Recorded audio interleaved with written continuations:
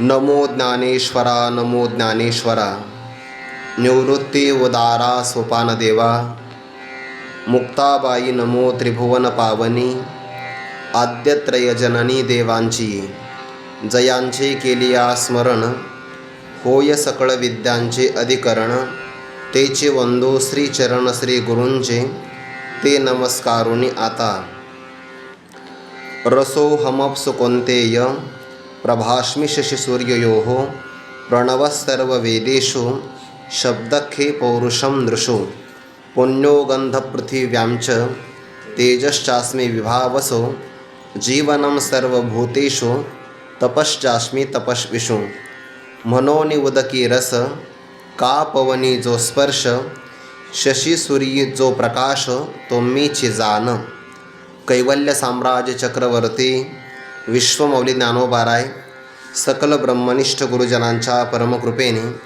श्री भगवती ज्ञानेश्वरीच्या 7व्या अध्यायाचा विचार आपण करत आहोत.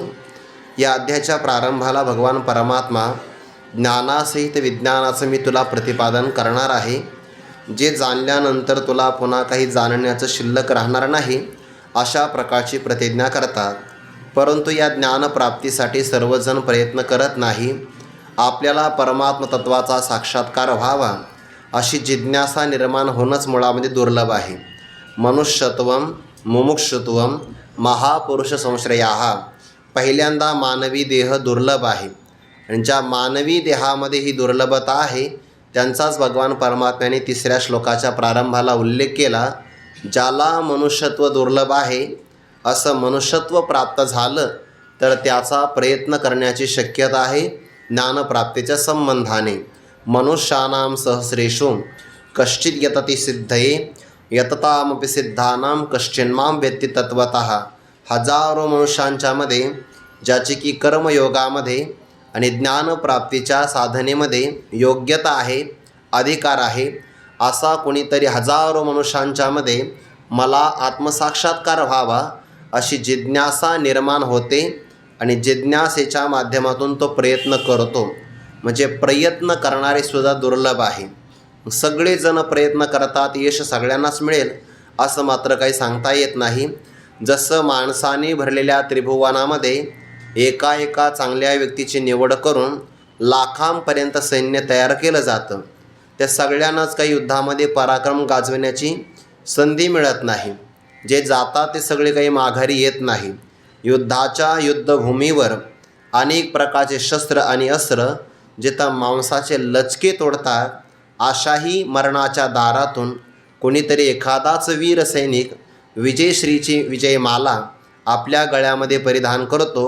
हे जसं दुर्लभ आहे तैसे आस्थेच्या महापुरी रिगताती कोटीवरी परिप्राप्तीच्या पहिले तेरे विपाईला निगे. आस्थेच्या महापुरामध्ये कोट्यावधी माणसं, हे साधकाचं वर्णन आहे बरं. म्हणजे आस्थेच्या महापुरामध्ये उडी जे मारतात ना ते माणसं नसतात, ते साधक उडी मारतात.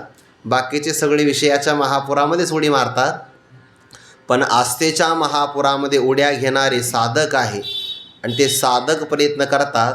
परंतु आत्मसाक्षात्कार प्राप्ती हा पलीकडचा काठ आहे आणि या पहिलं तीराला विपाईला म्हणजे विरळा एखादाच कोणीतरी प्राप्त होतो. म्हणून ही गोष्ट सामान्य नाही, फार श्रेष्ठ गोष्ट आहे. परंतु तू त्याला प्रतिपादन करता येईल याकरता तो प्रस्तुत विचार आहे. भगवंतांनी प्रतिज्ञा केली होती की मी तुला ज्ञानासहित विज्ञान सांगणार आहे.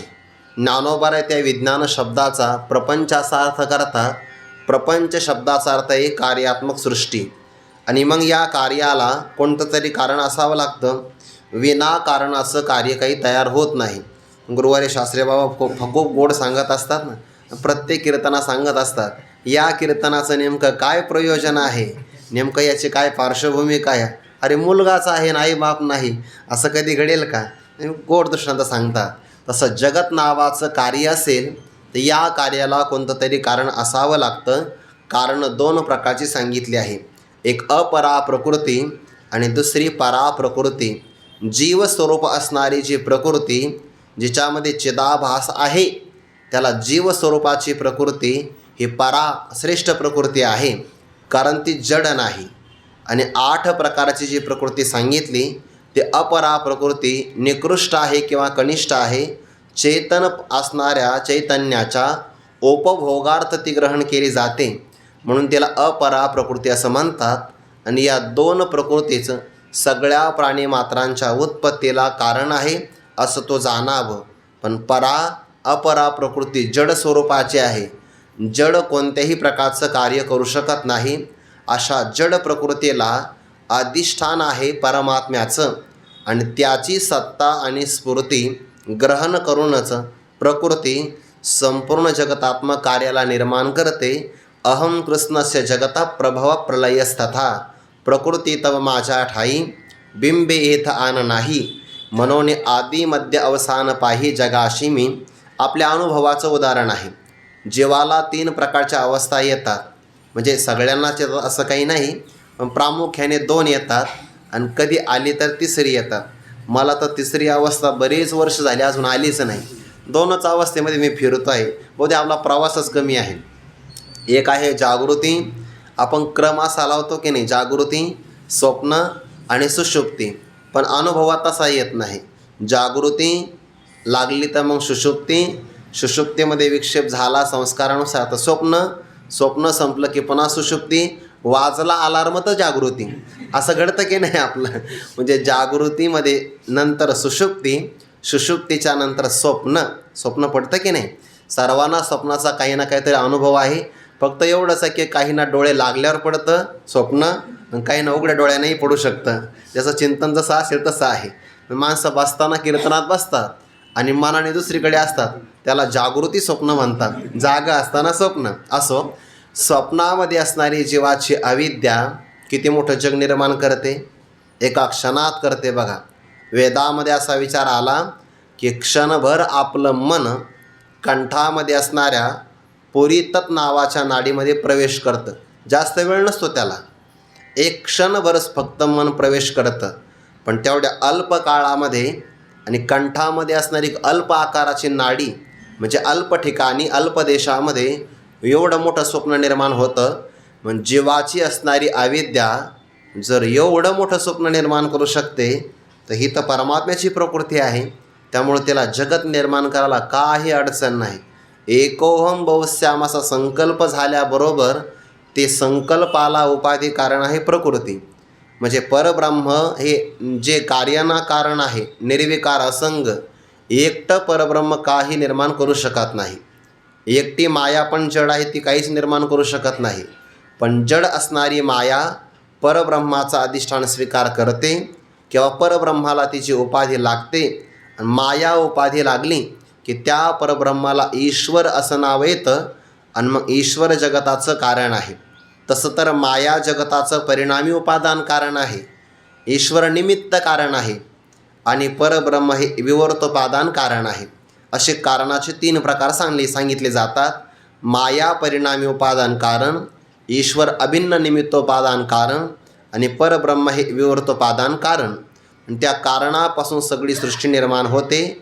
जड उपाधी लागली की ती माया परब्रह्माचं सत्यम ज्ञानम या 2 भागाचा स्वीकार करते. सत्य घेतल्यामुळे तिच्यामध्ये सत्ता येते, आणि चित स्वरूपाचा अंगीकार केल्यामुळे स्फूर्ती येते. म्हणजे चैतन्याची सत्ता आणि स्फूर्ती धारण करून ती सगळ्या जगताला निर्माण करते. मग आता हे जगत निर्माण होतं कसं, या संबंधाचा विचार अनादी आहे. आपल्याकडे वेदांत शास्त्रामध्ये जगत हे प्रवाह रूपाने अनादी सांगितलं आहे. मागे सुद्धा काही विद्वान होते, मागे सुद्धा काही वेडे होते, आताही विद्वान आहे, आताही वेडे आहे. फक्त वेड्यांची संख्या वाढली आहे, एवढाच फरक आहे, बाकी काही नाही. सृष्टी ही अनादी प्रवाह रूपाने अनादी आहे. सृष्टीचा क्रम कधी खंडित होत नाही. म्हणजे पहिली सृष्टी कधी आली हो, अनादी उत्तर आहे. त्याच्यामध्ये असं तुम्हाला पहिली विचारतो, अनादी सांगितलं ना, तुम्हाला उत्तर देता येत नाही, तुम्ही काय म्हणता अनादी. जगताला कारण काय, माया. ज्ञानी पुरुष असा का वागतो, प्रारब्ध. म्हणजे जिथं उत्तर देता येत नाही तेव्हा तुम्ही अशी काहीतरी उत्तर देता. म्हणे आम्हाला उत्तर देता येत नाही, तो उत्तर दे. म्हणे झाड दिसतंय, झाडाला कारण काय, म्हणे बीज कुठून आलं, म्हणजे झाडापासून. नाही, कारण सांगा आम्हाला. सांगता येतं का, नाही. त्याला अनादी बीज वृक्ष न्याय असं म्हणतात. पहिलं काही सांगता येत नाही, अकस्मात निर्माण होतं असंही नाही, म्हणून ही सृष्टी अनादी आहे असा त्याचा विचार. पण त्या विचार सांगत असतानासुद्धा जड कारणवाद नाही मानला, नुसतं प्रकृती कारणवाद मानला तर सांख्यांचा परिणामवाद आपल्या गळ्यामध्ये येईल. आरंभवाद मानला नाही ऐकांचा तर त्याच्यामध्ये सुद्धा परमाणू यांच्यामध्ये संयोग होण्यासाठी काहीतरी चेतन मानावं लागेल की नाही. आरंभवादसुद्धा खंडित आहे. परिणामवादामध्ये परब्रह्माचं निर्विकारत्व अबाधित राहत नाही, म्हणून विवर्तोपादान कारण मानलं. जगताचं कारण सांगत असताना वेदांतशास्त्राला विचारलं, सांगा बरं कारण. त्यांनी एकच शब्द सांगितलं, अजातवाद. जगत निर्माण झालंच नाही, प्रपंच एक झाला होता, हे तर समूळ मिथ्या वार्ता. पुढे होईल मागोता कदा कल्पांता घडी ना. मग सांगा बरं, अजातवाद नाही पटत, मग त्याकरता विवर्तवाद सांगावा लागतो. विवर्तवादाच्याही अलीकडे पुन्हा दृष्टीसृष्टीवाद, त्याच्याही अलीकडे पुन्हा सृष्टीदृष्टीवाद. हे वाद म्हणजे भांडणं नाही बरं. व्यवहारामध्ये आपण होतो लय वाद झाला बा, आणि काही माणसाला वादामध्ये लय मजा येते. त्याच्या म्हणजे घरी आईने सांगितलं की बुवा हा पदार्थ पाहुणे घरामध्ये आले, लवकरात लवकर घेऊन ये, तो गाडीला किक मारतो, वेगात निघतो. पण भांडणं पाहिले, पडवणे राही ना तर हे ठाई, निवांत पाहतो. काहीला वादात मजा येते, पण तो वाद इथं नाही घ्यायचा.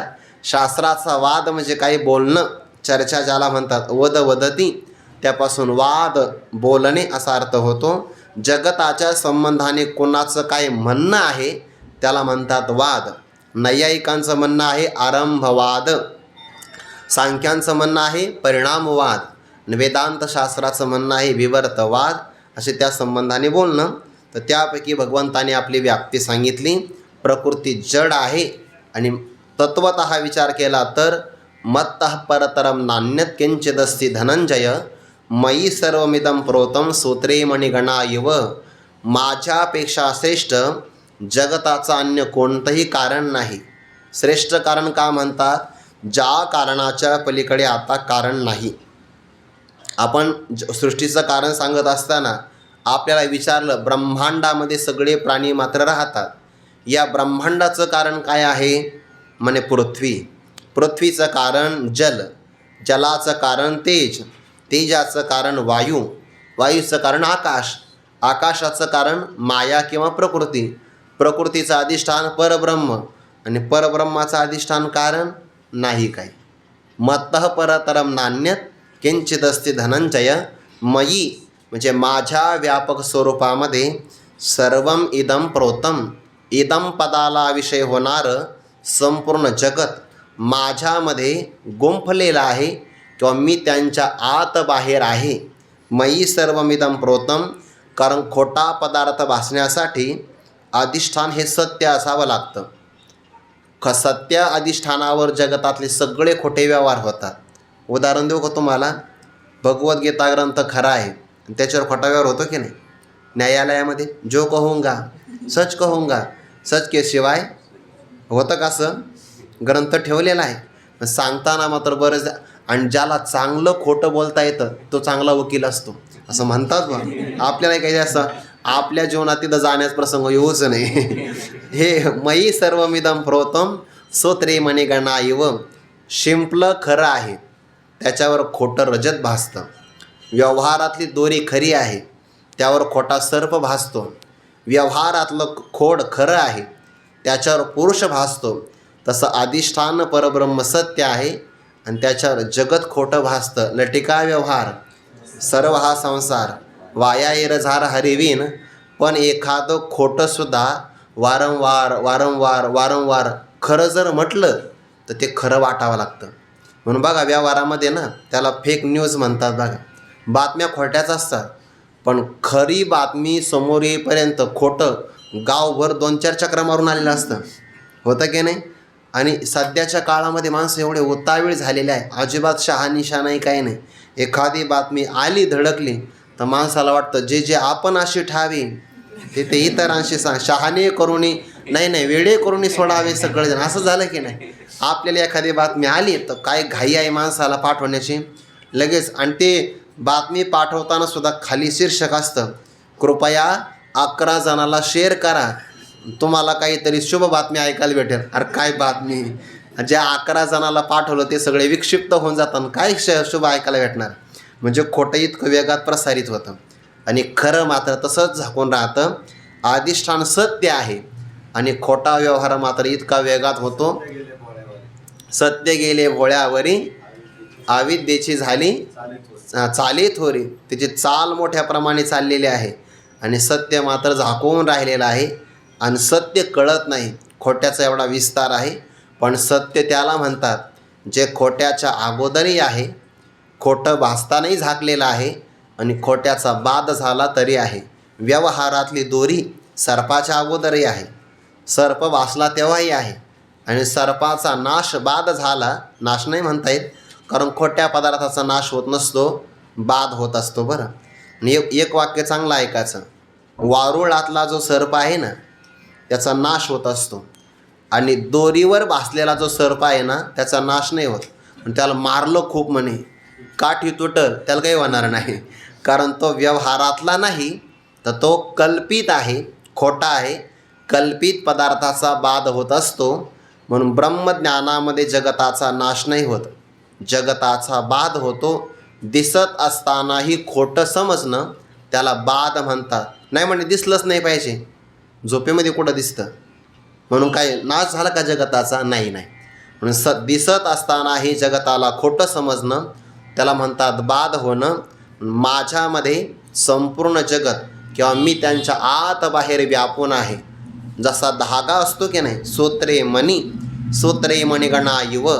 पण मग व्यवहारामध्ये काय होतं? सूत्र वेगळं आहे, मणी वेगळा आहे. मणी लाकडाचा असेल आणि जर धागा सुताचा असेल तर भेद येतो. आणि तो भेद बाजूला जाण्यासाठी ज्ञानोबाला किती व्याप्ती सांगतात बरं.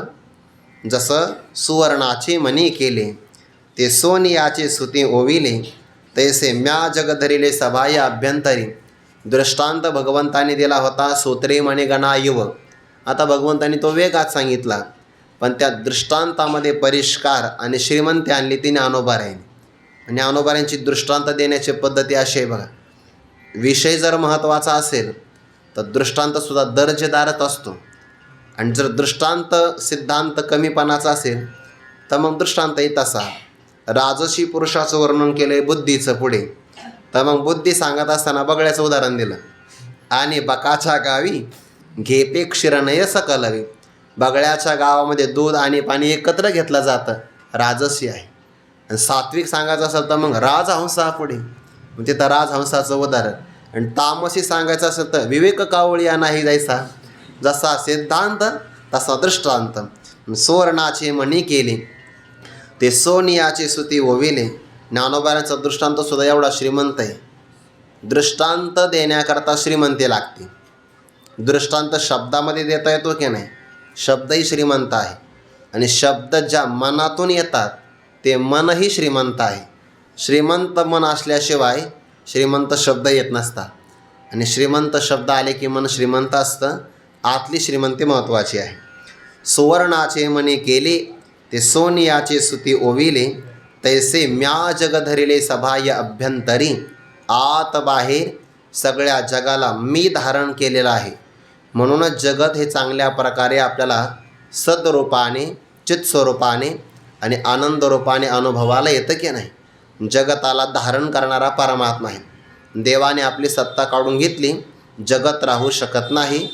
नाही तुम्ही असं म्हणालात की नाही, मयी सर्वमिदं प्रोतम, यावर शंका येते. तुम्ही आपली व्याप्ती जगतामध्ये सांगता, पण आम्हाला अनुभव वेगळा येतो आहे. पाण्यामध्ये व्याप्ती आहे रसाची, रस म्हणजे माधुर्याची.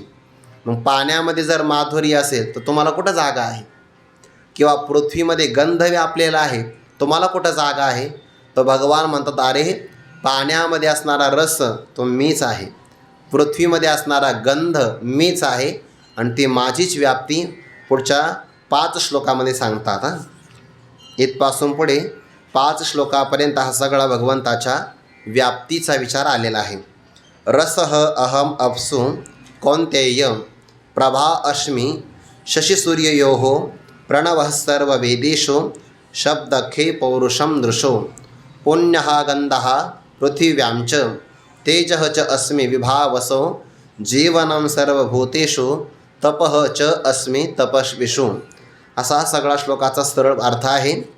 हे कौंतेय, कोणती पुत्रा अर्जुना, अहम म्हणजे मी, अप्सु रसः अस्मि, मी कोण आहे. अप्स म्हणजे पाणी, पाण्यामध्ये जलामध्ये जे माधुरी आणि गोडी त्याला रस असं म्हणतात. तर ते जलामध्ये असणारी गोडी किंवा माधुर्य ते माझं स्वरूप आहे, मी तिथं व्याप्त आहे. त्यानंतर शशी म्हणजे चंद्र आणि सूर्य आपल्याला माहितीच आहे, द्विवचन वापरलं. शशी सूर्ययोहो, चंद्र आणि सूर्यांच्यामध्ये प्रभा म्हणजे प्रकाश. अहम अस्मि, तो प्रकाश माझा आहे, त्यांचा नाही. त्यांचा प्रकाश स्वतःचा नाही, त्यांनी माझ्याकडून उचला घेतलेला आहे किंवा मी त्यांना दिलेला आहे. मग मी दिल्यामुळे ते जगताला दाखवतात, मला दाखवू नाही शकत.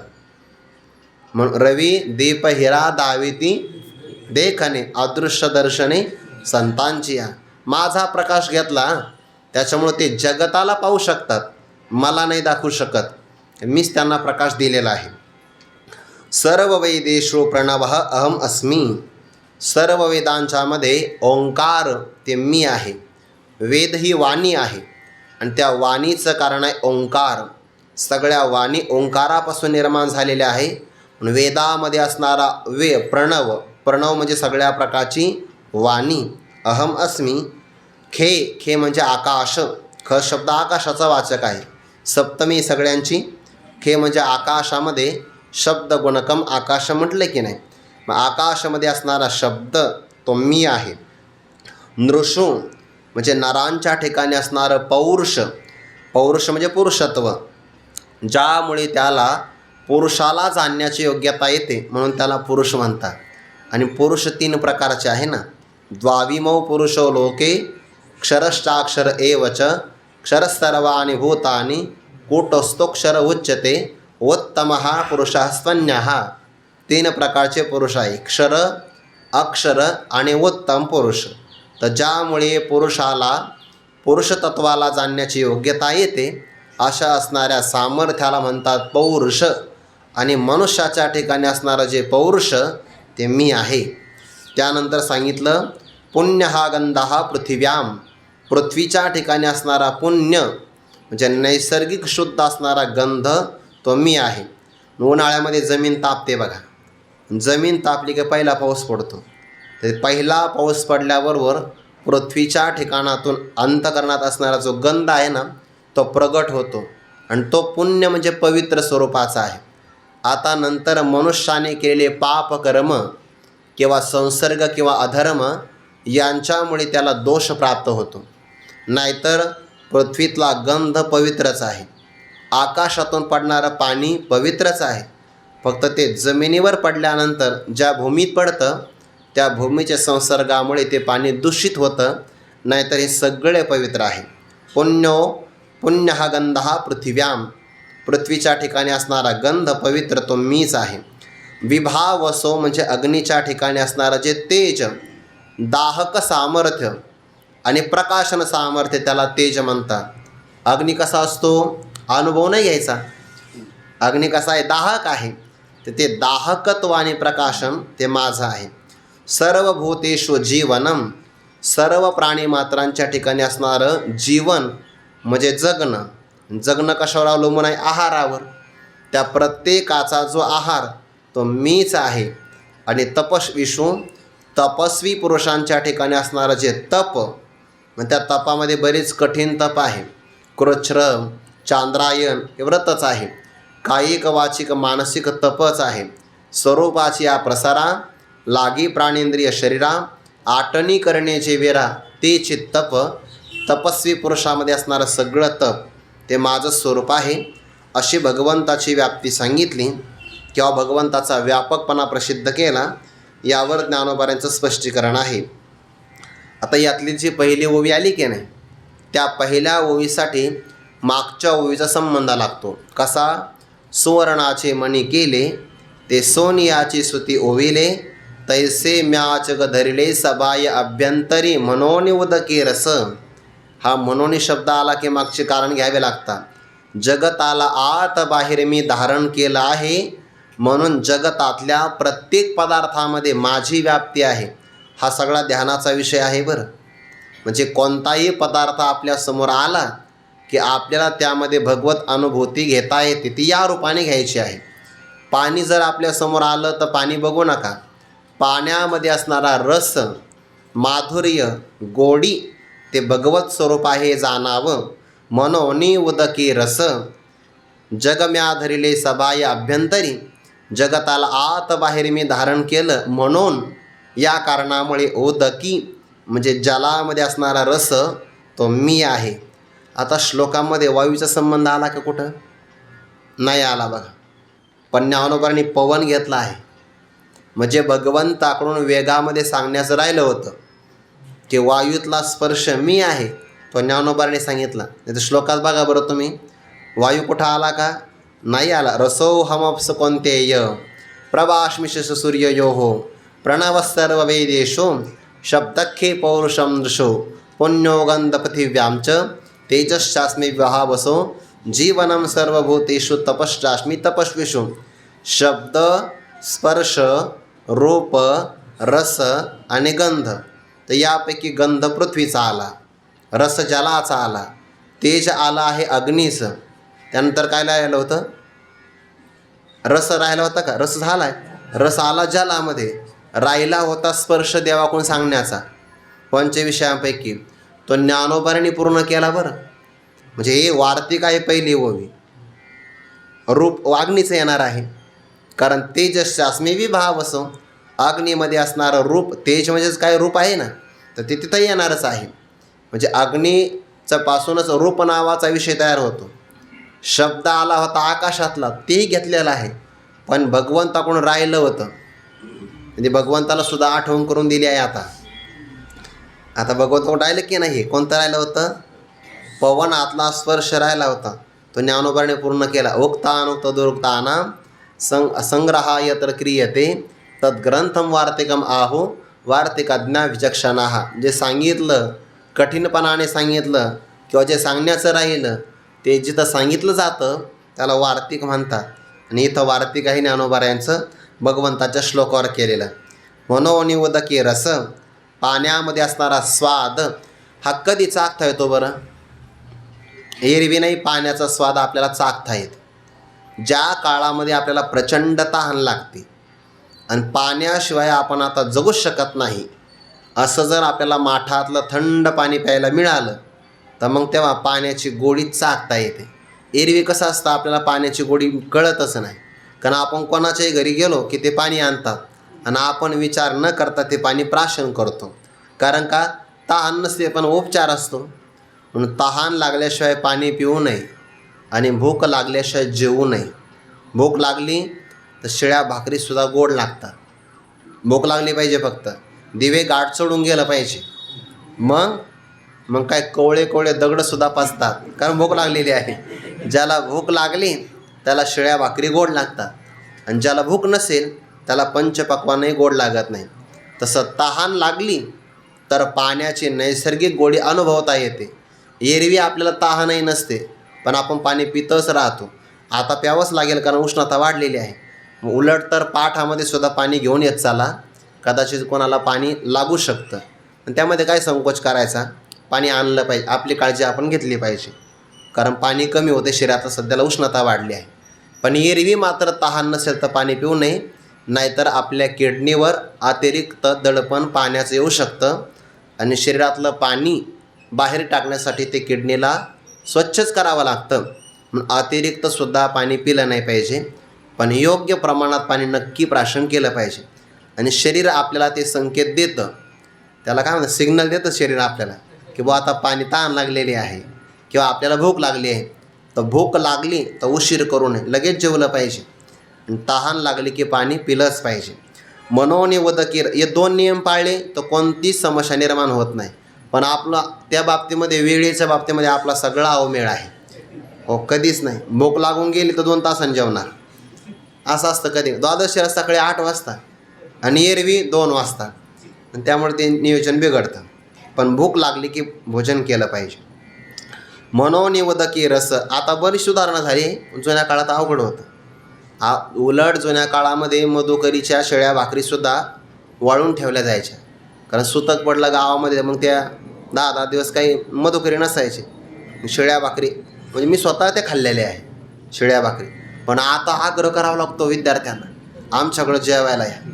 आता अधिक मासात लय सुगी व 3-3 आमंत्रण एकाच वेळेत 3-3 आमंत्रण. मग विद्यार्थी म्हणतात येतो जेवायला, पण मग मेनू काय आहे सांगावं लागतं. आंबे रस आहे, हा मग येतो म्हणून, कारण उदकी रस आला ना रस शब्द. आता अनुकूलता आहे, प्रारब्ध आहे, त्यावर कोणाला रुष्ट होण्याचं काही कारण नाही. आपण असं कधीच म्हणू नये आम्ही काय दिवस काढले, अरे आपलं प्रारब्ध तसं होतं. आता साधकांचं प्रारब्ध बदललं आहे, आपण कोणाची स्पर्धा नाही ना करू शकत. महत्त्व काय सांगायचं आहे, आपल्याला मिळालं ते आपलं भाग्य आहे. आताच्या साधकांना मिळतं ते त्यांचं प्रारब्ध आहे. मनोनी उदकी रस, पाण्यामध्ये असणारा रस भगवत स्वरूप आहे. ही जर आपली अनुभूती आली ना की पाण्यातला रस परमात्मा आहे, पाण्याचा नाश होईल का? नाही होणार बा. म्हणून भागवतामध्ये प्रमाण आलं आहे, भगवत भक्ताची अनुभूती खम वायुमग्नी सलिलम महिंच ज्योतिंशी सत्वानी दिशो द्रुमादीन सरित समुद्रांश हरे शरीरम यत्किंच भूतम प्रणमित अनन्यः. जेही काही असेल त्या सगळ्याला तो नमस्कार करतो. तो काय म्हणतो माहिती आहे का, या पृथ्वीवर उगवलेलं गवत, झाडं, वृक्षवेली लता हे माझ्या भगवंताचे रोम आहेत, रोम, अंगावरचे केस आहे. किती व्यापक संस्कृती आहे आपली. आणि तरी लोक आपल्याला म्हणतात झाडं जतन करा. अरे आमच्याकडे एवढी व्यापकता आहे, हे श्लोक सगळीकडे रुजवले ना तर एकही व्यक्ती झाड वृक्षतोड करणार नाही.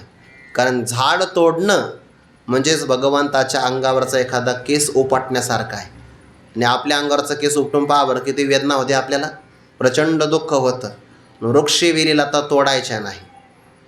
आता पिकाकरता शेतकऱ्याला ते गवत काढावं लागतं, तो भाग वेगळा आहे, कारण तिथं कर्मशास्त्र आहे. पण भगवत भक्ताची किती व्यापक अनुभूती आहे. म्हणून तो सरित समुद्रांश हरे शरीरम, हे सगळं माझ्या भगवंताचं शरीर आहे. समुद्राचं खूप सौंदर्यवर पाहण्यासारखं. मग आपल्याला त्यासाठी रामेश्वरमला जावं लागतं किंवा आपल्याला जगन्नाथपुरीला जावं लागेल. मोकळीचा आहे समुद्र किनारी, पाहण्यासारखं आहे. आपण जर ते सूर्यमंदिर पाहिलं ना कोणार्कचं, तर तिथं एक चंद्रभागा म्हणून एक ठिकाण आहे. इतका सुंदर समुद्र आहे, स्वच्छ आहे, पुन्हा कोणत्याही प्रकारची तिथं अस्वच्छता नाही, काही पाहण्यासारखं आहे. किंवा रामेश्वरमला देवाचं स्वरूप सुंदर आहे. समुद्रात भीती वाटते, पण अलीकडच्या काठाला सौंदर्य आहे. थोडं मध्ये गेल्यावर मग कळतं देवा समुद्र गंभीर आहे की जे, मग तिथं कळतं काय आहे ते. आपण किंवा नर्मदा मैयाची परिक्रमा करतात ना, तर ते उल्लंघन करून जावं लागतं. म्हणजे नर्मदा मैयाच्या बाजूने जावं लागतं समुद्राच्या संगमातून. त्या आत गेल्यावर कळतं नुसतं अथांग पाणी. तरी लय अलीकडचा काठ येतो, कारण काही ना काहीतरी गावं दिसतात समुद्रातून. थोडेफार का ना ते लाल रंगाच्या लाईट दिसतात रात्री आहे, पण समुद्राची नक्की भीतीच वाटते. खवळला तर पायच कामच नाही. मनोनी उदकी रस का पवनी जो स्पर्श, श्लोकात पवन नव्हता आला, पण ज्ञानोबाला म्हणले मग पवनावर अन्याय होईल, मग पवनही घेतला. ज्ञानोबाची किती मोठी भूमिका आहे. देवाकडून राहिला होता पवन, पण ज्ञानोबाने पवन घेतल्यामुळे पवन पावन झाला. मनो का पवनी जो स्पर्श, वायूमध्ये असणारा जो स्पर्श तो माझा आहे. शशी सूर्य जो प्रकाश तो मीचे जाण. शशी म्हणजे चंद्र आणि सूर्य म्हणजे सूर्यच, यांच्यामध्ये असणारा जो प्रकाश चंद्रामध्ये आहे की नाही. सूर्य जर उगवला तर आरोग्य आहे बघा. आणि ज्या दिवशी सूर्यदर्शन नाही झालं त्या दिवशी आपलं मन थोडं उदास राहतं. बघा तुम्ही, प्रचंड प्रमाणात ढगाळाचं वातावरण आलं की नाही, ढगाळ वातावरण, अंधार दारतो सगळीकडे, प्रकाश सौंदर्य नाही राहत, प्रसन्नता राहत नाही. आणि सूर्यदर्शन झालं तर कायम प्रसन्न आहे. सूर्यच देव आहे, खरं तर देवच आहे ना. आणि चंद्राच्या ठिकाणी शीतलता, या दोन्ही गोष्टीसुद्धा देवाच्याच आहे. यदा आदित्यगतम तेजो जगत भासयते खिलम या चंद्रमसी यच्चाग्न तत्तेजो विद्यमामकम. ते तेज माझं आहे. तरी सूर्यासगट आघवी विश्वरचनाचे दावी ते दीप्ती माझे जाणावी आद्यंती आहे. आता यामध्ये व्याप्ती तर फार मोठी आहे. भगवान म्हणतात सूर्य जगाला दाखवतो, पण त्या सूर्याला दाखवणारा मी आहे. सूर्यासगट आघवी विश्वरचनाचे दावी ते दीप्ती माझी आहे. आणि ती सूर्याच्या अगोदरही होती, सूर्याचा प्रलय झाल्यानंतरही ती राहणारच आहे. असा अखंड आत्मप्रकाश तो माझा आहे. अशी व्याप्ती पुढे 15व्या अध्यायामध्ये येते. शशी सूर्य जो प्रकाश तो मीच जाण, तैसाची त्याचप्रमाणे नैसर्गिक शुद्ध मी पृथ्वीच्या ठाई गंध, गगनी मी शब्दी वेदी प्रणव. पंचमहाभूताचा विचार आला बरं याच्यामध्ये. आणि वेदी प्रणव म्हणत असताना 6वी व्याप्ती सांगितली. रस, स्पर्श, प्रकाश म्हणजे तेज, त्यानंतर गंध आणि शब्द आला ना. शब्द, स्पर्श, रूप म्हणजे प्रकाश घ्या. शब्द, स्पर्श, रूप, रस, गंध सगळी व्याप्ती आली की नाही. सगळ्या ठिकाणी माझीच व्याप्ती आहे. नैसर्गिक म्हणजे स्वाभाविक शुद्ध असणारा पृथ्वीच्या ठिकाणचा गंध म्हणजे सुवास तो मीच आहे. आणि पृथ्वीच्या ठिकाणी सगळं आहे. आकाशाच्या ठिकाणी एकच आहे गुण शब्द. वायूच्या ठिकाणी 2 आहे, स्वतःचा 1 स्पर्श आणि आकाशाचा शब्द. तेजाच्या ठिकाणी 3 आले, मागच्या 2 कारणाचे स्वतःचा 1. जलाच्या ठिकाणी 4 आले आणि पृथ्वीच्या ठिकाणी 5 आहे. कारण कारणाचे आले 4 आणि स्वतःचा आला गंध. म्हणून पृथ्वीमध्ये जेवढे काही फुलं निर्माण होतात, फळं निर्माण होतात, बघा ना तुम्ही. आपण फक्त बीजारोपण करतो, कोणतेही झाड असू द्या, त्याच्या बीजामध्ये आपल्या सुगंध नाही आढळत.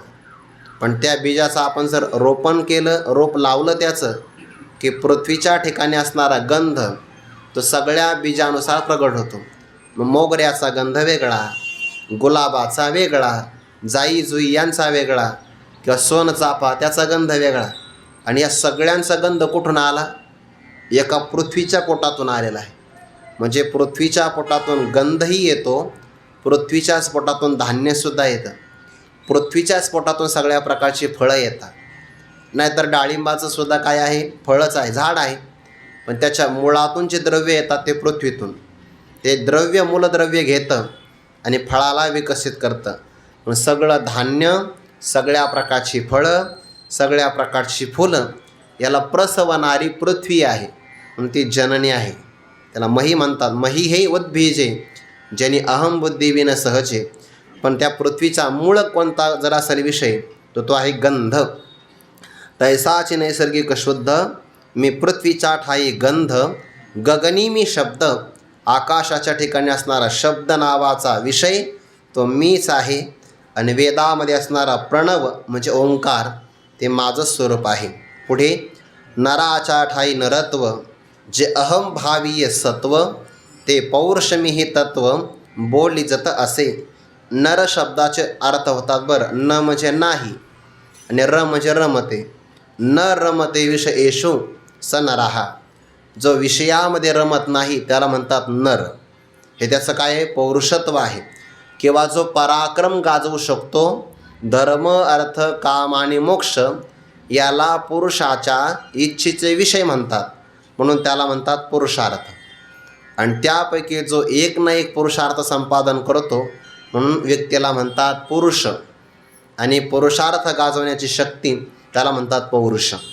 नराच्या ठाई नरत्व, मनुष्याच्या ठिकाणी जे मनुष्यपणा आहे ना, नराच्या ठाई नरत्व म्हणजे मनुष्याच्या ठिकाणी असणारा मनुष्यपणा, मनुष्यत्व म्हणतात त्याला. जे कसं आहे?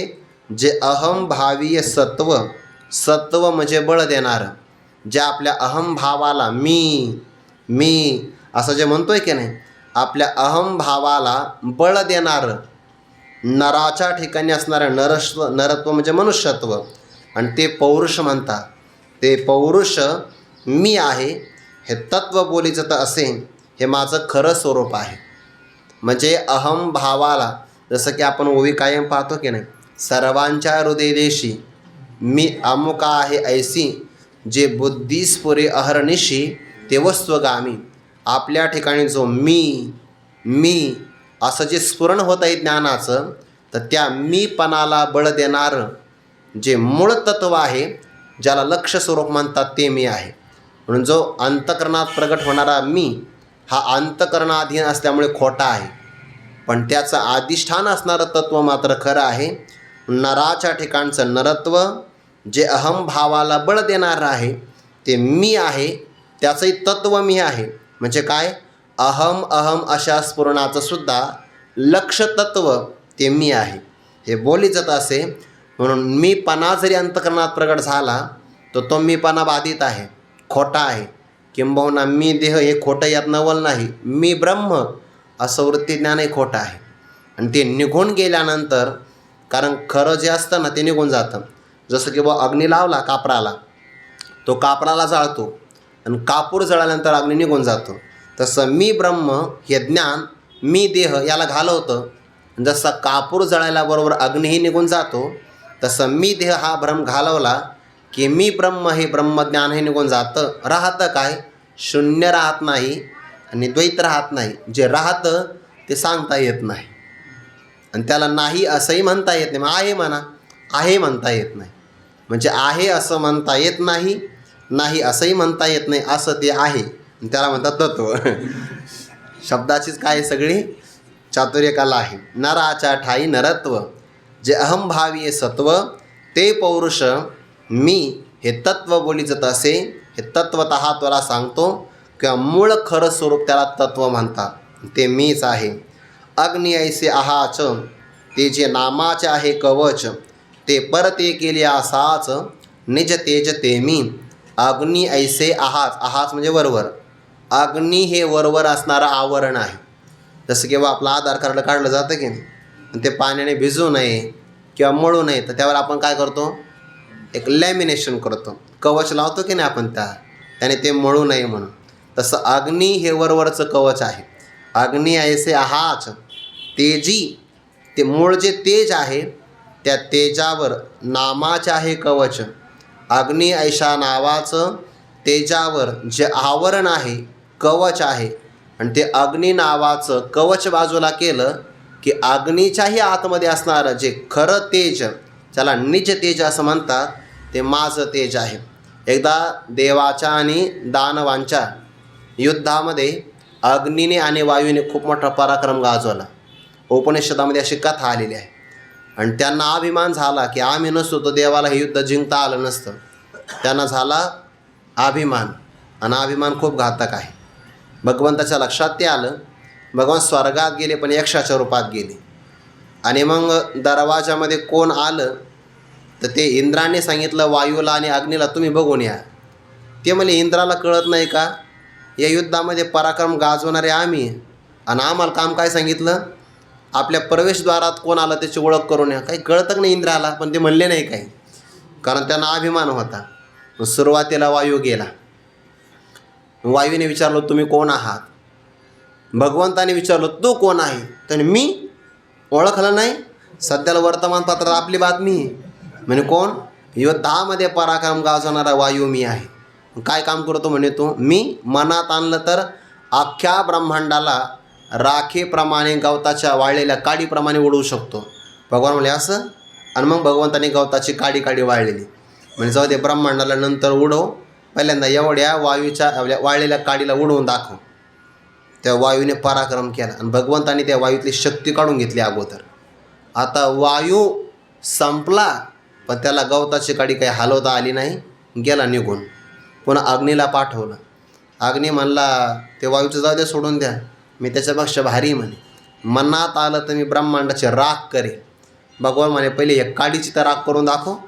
अग्नीची शक्ती काढून घेतली. अग्नी देणारा अग्नीला कोण आहे, परमात्मा आहे, तेज देणारा. वायूला बळ देणारा परमात्मा आहे. आणि देवाने ती शक्ती काढली, त्यांच्यात काही राहणार नाही. म्हणून अग्नी ऐसे आहाच, ते जे नामाचे आहे कवच, ते परते केल्या. ते कवच बाजूला सारल्यानंतर निज तेज ते मी, जे खरं तेज आहे ना ते तेज माझं आहे. म्हणून परमात्मा स्वयंप्रकाश आहे. हे तेज उष्णही नाही, कोणत्या प्रकारचं दाहकही नाही, शांत तेज आहे. केवळ ज्ञानस्वरूप स्वयंप्रकाश आहे तो. निज तेज ते मी. इथपर्यंत सगळा विचार सांगितला. आता ज्ञानोबाने ना ते तपश्चास्मी तपस्वीषु याचं व्याख्यान इथं नाही घेतलं बरं. याचं व्याख्यान पुढच्या श्लोकामध्ये घेतलेलं आहे. तपी यांच्या ठाई तपती रूप माझे. तपस्वी पुरुषांच्या तप ते पुढं घेतलं आहे, आता नाही आलं त्याचे व्याख्यान. या श्लोकाचं व्याख्यान करताना ओयामध्ये तपस्वी पुरुषाचा विचार नाही आला, तो विचार पुढे आलेला आहे. विचार आला आहे आता जीवनम सर्वभूतेषु. सर्व प्राणी मात्रांचं जे जगणं आहे त्या जगण्याला कारण जे जीवन त्यांचा आहार तो मी आहे आणि आहाराशिवाय कोणी जगू शकत नाही. पुढे सांगतात आणि नानाविध योनी जन्मोनी भूते त्रिभुवनी वर्तत आहे जीवनी आपुलाल्या. जीवन म्हणजे उपजीविका. सगळे आपल्या उपजीविकेने जगत आहे. सगळे जे आपलं खाद्य असतं ते आपलं खाद्य असतं, पण जे आपलं टाकाऊ असतं ते इतरांचं खाद्य असतं. समजा आता आपण आंबे खाल्ले, आंब्याची साल खायची असते का? खायची नाही. जरी विकत आणली, महाग असेल, खायचे नाही ते. तर ते आपण टाकून दिले, त्याला कोण खातं? शेळी वगैरे खातात. नाही तर ते सडतं आणि त्याला जमीन खाऊन टाकते. म्हणजे आपल्याकरता जे टाकाऊ जरी असेल तर ते मातीचं खाद्य आहे, ते मातीला दिलं पाहिजे, असं त्याचा अर्थ. सगळ्यांचा अर्थ वेगळा आहे. नानाविध योनी, नाना प्रकारचे जीव मात्र आहे. 84 लाख प्रकारचे देह आहेत. जन्मोनी भूते त्रिभुवनी, या सगळ्या त्रिभुवनामध्ये ते भूते जन्मोनी जन्मतात. प्राणी मात्र त्यांच्यात प्राणधारण आहे ना, आणि ते प्राणी प्राणधारण करतात. तो प्राणाला शक्ती, जीव प्राणधारण आहे, ते सगळं सामर्थ्य देवाचं आहे. म्हणून जन्मतात सगळे प्राणी मात्र आणि आपुलाल्या जीवनी वर्तत आहात. सगळेजण वर्तत आहात म्हणजे राहत आहेत. सगळेजण आपापल्या अन्नाने आपापल्या उपजीविकेमध्ये राहतात. बघा तुम्ही कोणते बघा, एखादा टाकाऊ पदार्थ जर आपण टाकून दिला तर त्याला बाकीचे किड्या मुंग्या लागतात, ते खाऊन टाकतात. जे आपल्याकडून उरतं ते त्यांच्याकरता शिल्लक राहतं. काही तेलकट पदार्थ जर उरले त्याला मुंग्या लागतात, किंवा आणखीन टाकाऊ जर असेल काही तर ते सडतं आणि माती त्याचं खत करून टाकते. हे त्याचं खाद्य आहे. कोण कोण काय काय उपजीविकेनं चालतं तर 4 उपजीविका, 4 प्रकारचे अन्न ज्ञानोबा पुढे सांगतात. जीवशास्त्र आहे बरं याच्यामध्ये, इंग्रजीत त्याला बायोलॉजी म्हणत असतील. एके पवनेची पीती, एके तृणास्तव जिती, एके अन्नाधारे राहती, जळे एके ऐसे भूत प्रति आनान, जे प्रकृती वशे दिसे जीवन. प्रकृती वश जीवन आहे बरं सगळ्यांचं. सगळ्यांचं जीवन आपल्या प्रकृतीनुसार आहे. प्रकृती प्रत्येकाची बनली आहे. मानवाची प्रकृती शाकाहारी आहे आणि वाघाची, सिंहाची प्रकृती ती वेगळी प्रकृती आहे. मग आपण आपल्या प्रकृतीचं उल्लंघन करू नये केलं तर मग मानवाचे अधिक पशुचे दोघांचे रोग होतात, आणि दोघांच्या रोगाचा संकर झाला की त्याच्यावर उपचार आढळत नाही. म्हणून हल्लीच्या काळामध्ये कितीही संशोधन झालं पराकोटीचं, विज्ञानाने औषधीय किंवा वैद्यकीय क्षेत्रामध्ये किती मोठी प्रगत क्रांती जरी केली, तर जोपर्यंत मानव आपला प्रकृतीनुसार आहार घेईल तोच व्यवस्थित राहील. आणि त्याने उल्लंघन करून दुसरा आहार घेतला की त्याला अवश्य भावी मारावं लागेल. एके पवनेची पीती, काही जण प्राणी मात्र आहे ना, फक्त पवन म्हणजे वायू, वायूच प्राशन करतात, पितात. कोण पितं बरं? सर्प किंवा अजगर. याला उंदीरच खायला मिळाला पाहिजे असा काही आग्रह नाही. सर्पाला 2 गोष्टी फार आवडतात, एक उंदीर, दुसरा बेडूक. म्हणजे मग तो सर्प दूध पितो, ती त्याची मजबुरी आहे. हे जे आहे ना गारुडी, ते त्याला काहीच देत नाही खायला. मग काहीच न मिळाल्यामुळे तो दूध प्राशन, नाही तर दूध त्याला आवडत नाही. दुधामुळे सर्पाला रोग होतो, दूध पित नाही सर्प. चहा घेतो का मग? नाही नाही, तसं नाही सांगायचं, पण दूध आवडत नाही हे सांगायचं आहे. त्याचं मुख्य खाद्य काय आहे? उंदीर आणि बेडूक. म्हणून तर सर्पाला आपण काय म्हणतो? शेतकऱ्याचा मित्र आहे. धान्य नासाडी कोण करतं जास्त? उंदीर आणि बेडूक. सर्वात जास्त धान्य, आणि त्या दोघाला खाऊन टाकणारा सर्प आहे. त्याच्यामुळे सर्पाला शेतकऱ्याचा मित्र म्हणतात. पण बुवा आता उंदीरच नाही मिळाला, बेडूक नाही मिळाला, त्या सर्पाने किंवा अजगराने निसर्गामध्ये असं तोंड उघडलं आणि वायू प्राशन केला तर तो वाऱ्यावर सुद्धा कितीतरी वर्ष जगतो. म्हणून सर्प कधी म्हातारा होऊन मरतच नाही. पाहायला तुम्ही कधी, जर कोणी काठीनं मारला तरच मरतो, नाहीतर वायूची कमतरता नाही त्याला. त्याला असं नाही ऑक्सिजन सिलेंडर नाही मिळेना, नाही नाही, त्याला काही घेणं नाही. त्याला मिळाला वायू की ते किती दिवस जगू शकतो. म्हणून सर्प जास्त दिसत पण नाही. सर्पाचा असा आहे की ते जेव्हा ती सर्पिन त्यांना जन्माला घालते तर ज्या क्रमाने ती अंडी प्रसवते त्याच्या उलट क्रमाने ती अंडी खाऊन टाकते. आणि चुकून एखादं त्या सर्पिणीचं ते जन्माला घातलेलं अंड बाजूला पडलं तर त्यातून सर्प निर्माण होतो. तरी एवढी भीती. देवाची कृपा आहे बा, ते सगळे जर वाचले असते तर किती मोठा व्हॉट्सअप ग्रुप निघाला असता त्यांचा. सगळे निघाले असते ते कुठे, पण ते करणी आहे. माय बाप जरी सरपीनं काही बोका, तो बोका पिल्लांना खाऊन टाकतो आणि ती सरपीने आपल्या पिल्लांना खाऊन टाकते. पण वायुभक्षण करून राहतो मात्र. एके पवनेची पिती, सर्प किंवा अजगर फक्त वायू प्राशन करतात. हे चांगलं आहे बरं आहे, हे सर्प पाळणं चांगलं आहे, खर्चच नाही त्याला. एरवी आपण गाय पाळली चारा लागतो किंवा शेळी पालन केलं तरी गवत लागतं, किंवा काही लोक कुक्कुटपालन करतात, त्याला काय ना काय लागतं. हा उद्योग चांगला आहे, सर्प पाळणं चांगलं, मस्तपैकी मोकळ्या वारे सोडून द्यायचं. एके पवनीची पिती, चांगलं आहे का? सहज सांगितलं. म्हणजे हा व्यवसाय चांगला आहे, याला खर्च नाही काही. सर्प आणायचे सोडून द्यायचे. एके पवनीची पिती, फक्त अंगात चढला नाही पाहिजे, नाही तर भगवान शंकराचा दुसरा अवतार आपलाच व्हायचा गळ्यात आला तर. एके पवनेची पिती, एके तृणास्तव जिती. तृण म्हणजे गवत. काही पशु गवतावर राहतात. कोण कोण? गाई, बैल हे गवत खाऊन राहतात. एके अन्नाधारी राहती. काही जण अन्नाच्या आधाराने राहतात. कोण? मानव म्हणजे आपण. ते अन्नाधारी राहती म्हणजे काय? फक्त जगायचं आहे म्हणून अन्न खायचं, नाही तर अन्नाधारी राहते म्हणजे फक्त नुसतं अन्न खाण्यासाठीच फिरायचं असं नाही. काय जगण्यासाठी खायचं, खाण्यासाठी जगायचं नाही. नाही म्हणे ओवीत आलं नाही की अन्नाधारी राहते. अन्नाच्या आधाराने काही मानव राहतात, ते आपलं आहे. कोणतं अन्न आहे आपलं? शाकाहारी अन्न. जळे एके, मासे हे सगळे पाण्यात राहतात. ऐकीने प्रत्येकाचं जीवन वेगळं. वायू काहींचं जीवन आहे, गवत जीवन आहे, अन्न जीवन आणि जल हे जीवन आहे. पाणी सर्वांना समान लागतं बघा, म्हणून पाण्याला दुसरं नाव आहे जीवन. जळे एके ऐसे भूत प्रति अनान.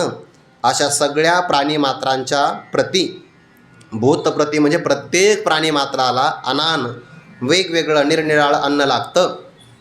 जे प्रकृतीवशे जिसे जीवन, प्रकृतीच्या अवश्य होऊन जे जीवन दिसतं ना, ते जीवन म्हणजे मी आहे. ते आगवा ठाई अभिन्न मीच एक.